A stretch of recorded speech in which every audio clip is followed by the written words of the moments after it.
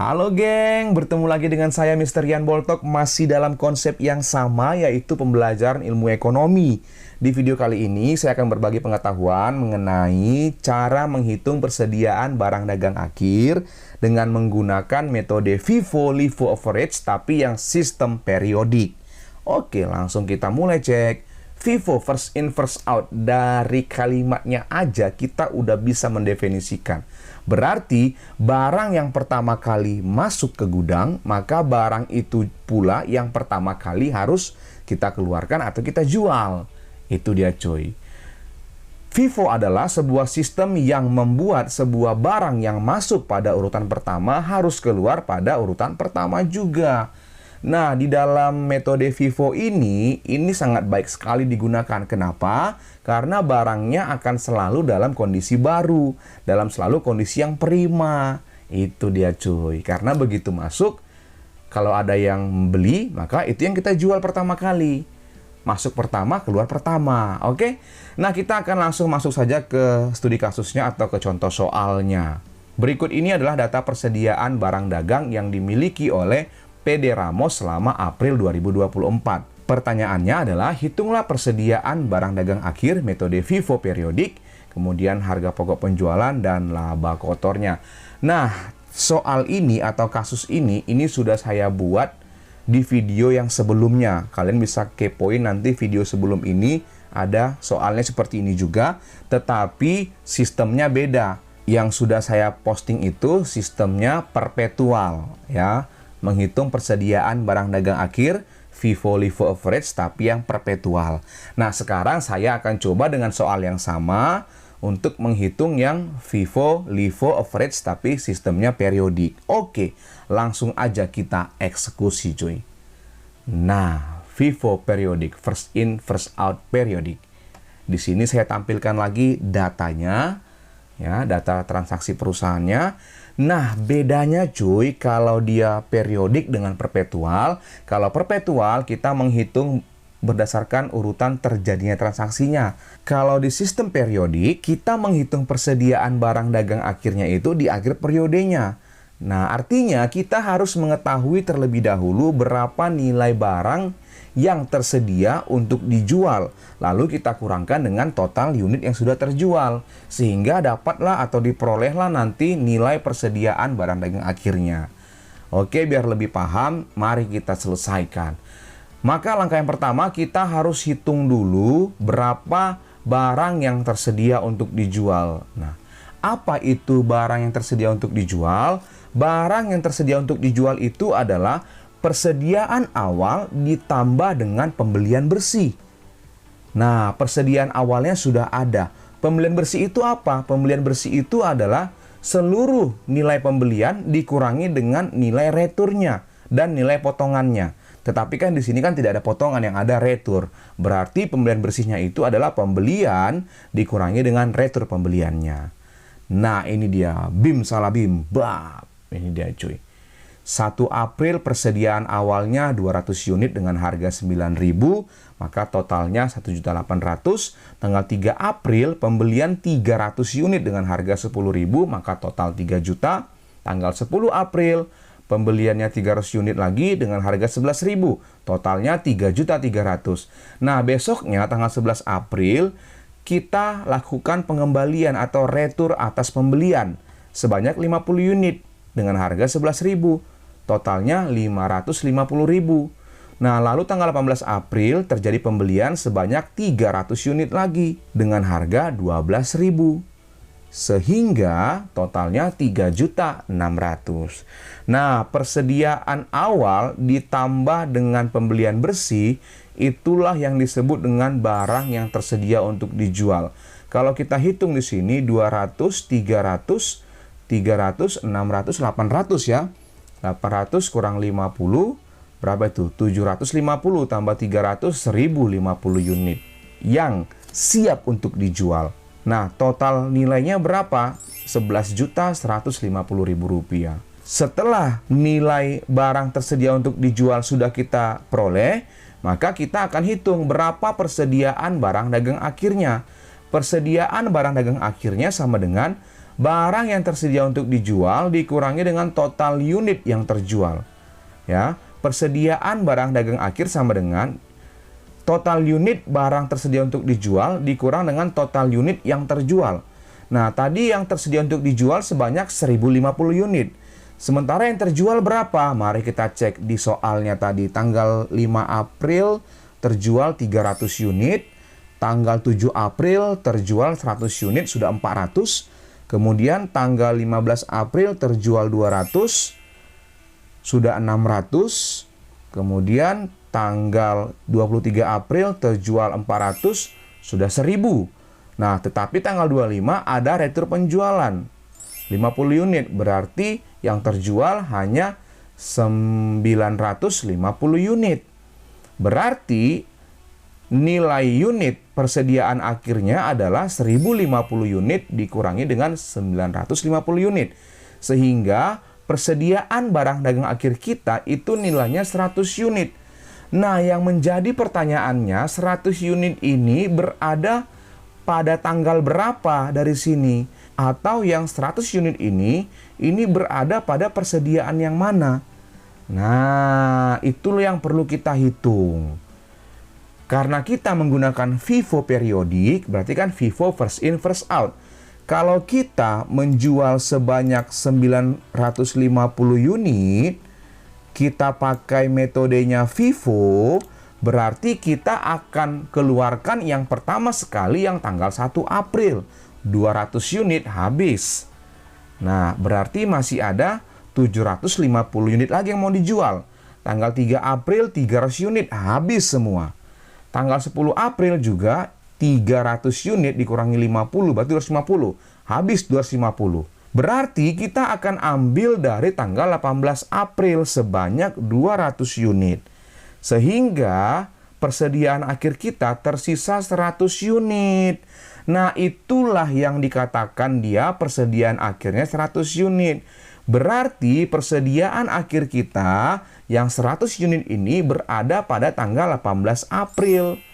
Nilainya 100 unit dengan harga 12.000, totalnya 1.200.000. Sehingga nilai persediaan barang dagang akhirnya totalnya adalah 1.200.000. Nah, begitu dia. Kalau dia periodik berbeda dengan perpetual. Kalau periodik kita cari dulu persediaan akhirnya di akhir periodenya, lalu kita hitung menggunakan FIFO periodiknya. Nah, itu dia cuy. Sekarang kita akan hitung yang namanya harga pokok penjualannya. Mari kita lanjut. Harga pokok penjualan atau yang disingkat dengan HPP. HPP adalah persediaan awal ditambah pembelian bersih dikurangi persediaan akhir. Persediaan awal tambah pembelian bersih itulah tadi barang yang tersedia untuk dijual. Nah, ini soalnya tadi cuy. Persediaan awalnya 1.800.000. Just. Ya kan? Pembelian bersihnya inilah pembelian, ya kan? Ditambah pembelian tanggal 10 dikurang retur pembelian tanggal 11 April, kemudian ditambah pembelian tanggal 18 April. Sehingga total pembelian bersihnya itu adalah Rp9.350.000. Lalu ini kita jumlahkan, itulah yang disebut dengan barang yang tersedia untuk dijual. Sama nilainya kan?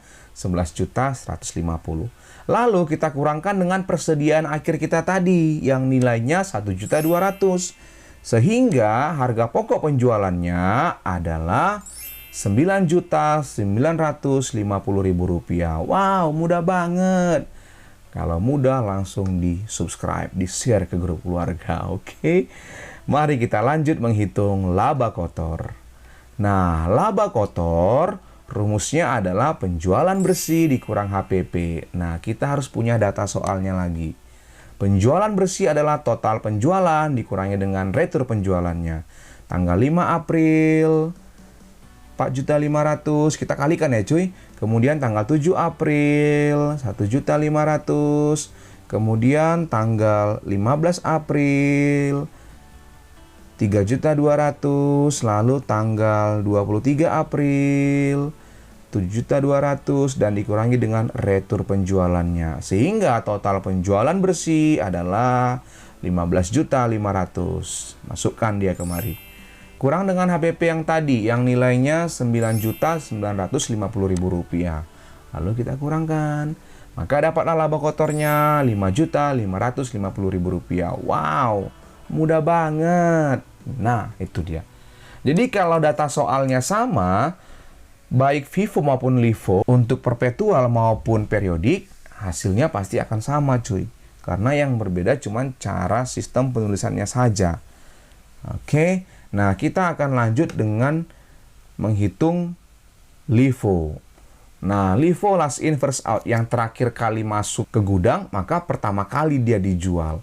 Nah, jadi kalau dia last in first out, sistem yang membuat sebuah barang masuk pada urutan terakhir harus keluar pada urutan pertama. Kalau kita lihat dari definisinya, kayaknya agak-agak rugi ya si perusahaan kalau dia pakai LIFO. Karena yang terakhir kali masuk, itu yang pertama kali dikeluarkan. Sehingga yang pertama masuk itu ya nggak akan keluar-keluar nanti takutnya kan gitu. Takutnya nanti dia jadi rusak atau jadi busuk atau jadi apalah, kadaluarsa dan lain sebagainya kan. Jadi lebih baik memang menggunakan yang metode FIFO dibanding LIFO. Oke, kita akan eksekusi lah bagaimana cara menghitungnya dengan sistem periodik. Soalnya sama ya cuy, sama. Nah, langsung aja. Berarti langkah pertama kita sediakan dulu data soalnya, lalu kita akan hitung barang tersedia untuk dijual. Sama konsepnya, cara menghitungnya dengan yang FIFO tadi. Nah, ini dia.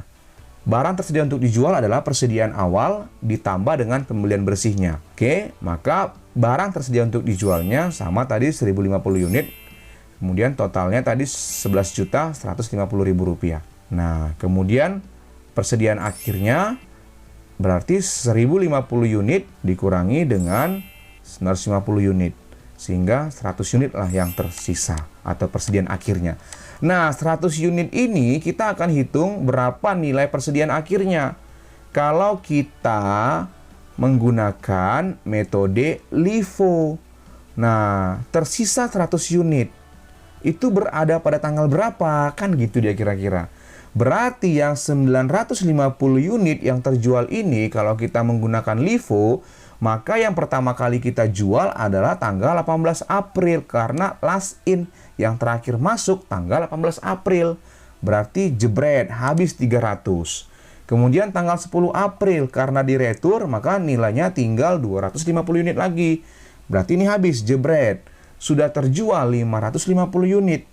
Nah, berarti masih kurang sebesar 400 unit lagi ya. Nah, berarti kita ambil dari tanggal 3 April 300 habis. Nah, dari tanggal 1 April kita ambil 100 unit lagi agar genap penjualannya sebanyak 950 unit. Maka ambillah dari sini 100. Maka sisalah di tanggal 1 April 100 unit lagi. Nah, itulah dia kalau kita pakai LIFO. Gampang cuy. Jadi kalau kita perhatikan tadi, kalau FIFO udah pasti yang tersisa di persediaan yang terakhir. Kalau dia LIFO sudah pasti yang tersisa di persediaan yang di awal. Nah gitu dia, gampang sekali nih cuy. Sehingga persediaan akhir kita berada pada tanggal 1 April dengan total unitnya 100 dengan harganya 9.000, maka nilainya 900.000 rupiah. Nah itu dia. Oke, lalu kita akan hitung yang namanya harga pokok penjualannya. Mudah banget. Harga pokok penjualan HPP, persediaan awal tambah pembelian bersih kurang persediaan akhir. Nah, ini datanya. Persediaan awalnya ini cuy. 1.800.000. Pembelian bersih tanggal 3 April, kemudian tanggal 10 April dikurangi dengan tanggal 11 April. Retur pembelian ya. Kemudian tambah 18 April, kemudian dijumlahkan, maka jumlahnya adalah 9.350.000 rupiah. Kita jumlahkan ini, itulah yang disebut dengan barang yang tersedia untuk dijual. Nilainya 11.150.000 rupiah. Kurangkan dengan persediaan barang dagang akhir 900.000 rupiah, maka dapatlah harga pokok penjualannya sebesar 10.250.000 rupiah. Wow, mudah banget. Langsung kita cari laba kotornya cuy. Laba kotor, penjualan bersih dikurang HPP. Penjualan bersihnya ini dia cuy. Tanggal 5 April kemudian tanggal 7 April, kemudian tanggal 15 April, tanggal 23 April, kemudian kurangkan dengan tanggal 25 April karena retur penjualan. Total penjualan bersihnya adalah 15.500.000, masukkan kemari. Kurangkan dengan HPP yang tadi. Nah, sehingga dapatlah laba kotornya sebesar Rp5.250.000. Wow, mudah banget. Langsung kalian share ya kan? Oke, udah selesai cuy yang LIFO cuy. Kita lanjut yang metode average, sistem periodik. Berarti biaya rata-rata. Ini pakai rumus dia cuy. Metode average membagi antara biaya barang yang tersedia untuk dijual dengan jumlah unit yang tersedia. Ini dia rumusnya. Nah, nilai persediaan barang dagang akhir sama dengan total unit persediaan akhir dikali dengan nilai barang yang siap untuk dijual dibagi dengan total unit yang siap untuk dijual. Nah, langsung aja cuy, biar nggak membingungkan ya kan. Soalnya sama, berarti langsung aja kita eksekusi. Nah, langkah pertama tetap sama. Kita harus cari dulu berapa nilai barang yang tersedia untuk dijual. Ini dia. Sama dengan yang tadi. Maka barang tersedia untuk dijual 1050 unit dengan harga Rp11.150.000. Ya, persediaan awal ditambah dengan pembelian bersihnya. Sehingga persediaan barang dagang akhirnya sama dengan barang tersedia untuk dijual dikurangi dengan total unit yang terjual. Yang terjual ini dia, tanggal 5, kemudian tanggal 7, kemudian tanggal 15, tanggal 23, dan dikurangkan dengan tanggal 25. Sehingga yang terjual kalau kita hitung 400, 500, kok 500, 300, 400, 600, 1000, kurang 50, 950 unit. Berarti persediaan akhirnya 1050 dikurang 950 unit adalah 100 unit. Kan sama aja dengan yang FIFO-LIFO karena soalnya sama. Ya sudah, ini nggak bisa kita coret-coret, nggak bisa. Karena dia pakai rumus, langsung masukkan rumusnya cuy. Nilai persediaan akhir sama dengan unit persediaan barang dagang akhir dikali, ya kan, nilai barang siap untuk dijual per total unit siap untuk dijual. Sehingga nilai persediaan akhir sama dengan unit persediaan akhir 100 unit dikali barang siap untuk dijual Rp11.150.000. Kemudian dibagi dengan 1050. Sehingga dapatlah nilai persediaan akhirnya sebesar Rp1.061.904,76. Agak berkoma-koma dia cuy. Nah, udah selesai. Inilah persediaan akhirnya. Karena dia average pakai rumus. Udah cuy, gampang kan? Sekarang kita cari HPP-nya. Langkahnya sama, harga pokok penjualan. HPP sama dengan persediaan awal tambah pembelian bersih kurang persediaan akhir. Nah, ini soalan tadi. Persediaan awal 1.800.000 tambah pembelian bersih. Ini pembelian bersihnya. Tanggal 3 tambah dengan tanggal 10 kurang tanggal 11 tambah tanggal 18. Totalnya adalah Rp9.350.000. Kita jumlahkan maka dapatlah barang tersedia untuk dijual Rp11.150.000. Kurangkan dengan persediaan akhir tadi yang berkoma-koma tadi. Ya kan? Nah, 1 juta berapa tadi? 61.904,76. Kita kurangkan sehingga dapatlah harga pokok penjualannya sebesar Rp10.088.095,24. Wow, mudah banget. Kita lanjut untuk menghitung yang namanya laba kotor. Laba kotor adalah penjualan bersih dikurang HPP. Penjualan bersih berarti penjualan tanggal 5 April ditambah tanggal 7 April ditambah tanggal 15 April ditambah tanggal 23 April dan dikurang tanggal 25 April retur penjualan. Maka total penjualan bersih adalah 15.500.000. Masukkan di sini, jebret. Kurang HPP yang tadi yang sebelum ini tadi. Nah, Sehingga dapatlah laba kotornya sebesar Rp5.11.904,76. Wow, mudah banget. Oke, udah selesai cuy. Nah, terima kasih. Pakai terus channel Rian Boltok untuk mengasah ilmu ekonomi akuntansi kalian. Terima kasih semuanya. 3, 2, 1, go. Close the door. Bye-bye.